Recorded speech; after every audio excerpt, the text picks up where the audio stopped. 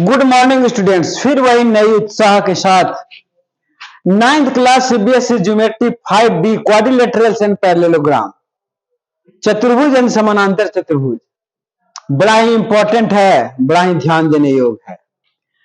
Each side of rhombus is 10 centimeter long and one of its diagonal measure 16 centimeter. Find the length of the other diagonal and hence find the area of rhombus. बड़ा ही important. We know that the rhombus bisect the diagonal equally to each other and at 90 degree पर काटता है, इसलिए AOB में AOB बराबर 90 degree, H बराबर AB हो जाएगा, H हो जाएगा AB, इसलिए 10 सेंटीमीटर P ये लंब हो जाएगा, चूंकि ये 90 डिग्री है, कुछ 90 डिग्री है।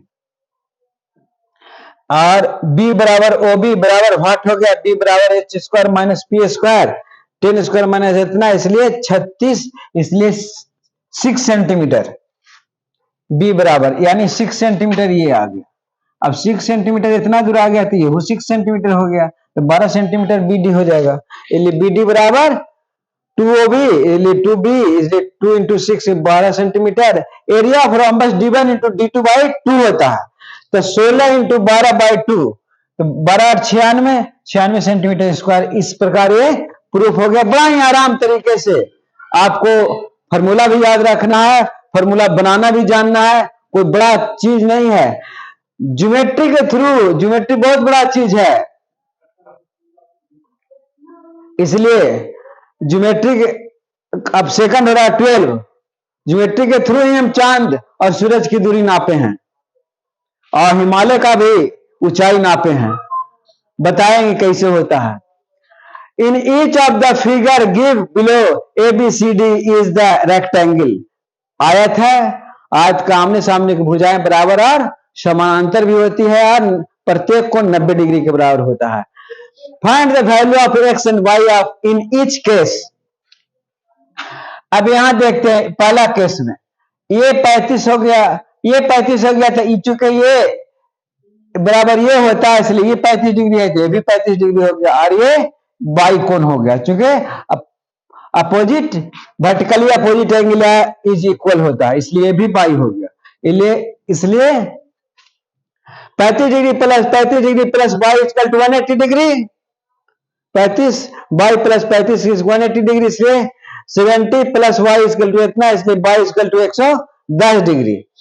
अब ABC इक्वल टू ये पूरा कोण 90 डिग्री के बराबर होगा, प्रत्येक कोण 90 डिग्री का होता है आयत का, रेक्टेंगल का, इसलिए x प्लस 35 डिग्री बराबर 90 डिग्री, इसलिए x बराबर 55 डिग्री, इसलिए फर्स्ट 55 डिग्री, दोनों आंसर हो गया। अब सेकंड केस में चलते हैं।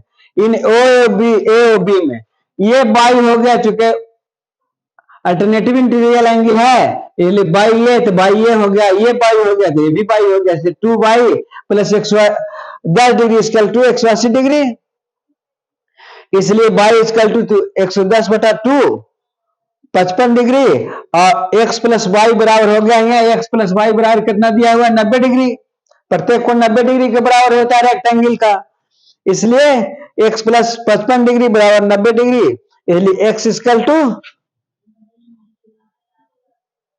इसलिए x equal to 90 minus 55 55 degree equal to 35 degree. अब 55 90 डिग्री माइनस 55 35, इस प्रकार दोनों में से बड़ा ही आराम तरीके से बन जाता है। यदि आपको समझ में आया था, सब्सक्राइब बॉक्स में जाके सब्सक्राइब अवश्य करिए, और यदि नहीं समझ में आता तो कमेंट बॉक्स में जाके कमेंट करिए, हम दोबारा बतावेंगे। अब वरुण सर का एक ही ट्रिक है, practice makes a man perfect, practice करते रहिए, इसमें कंसेप्ट क्लियर है, तो टोटल ज्योमेट्री बड़ा ही इजी है और बड़ा ही मन लगेगा, बड़ा ही हृदय प्रफुल्लित होगा। धन्यवाद धन्यवाद धन्यवाद।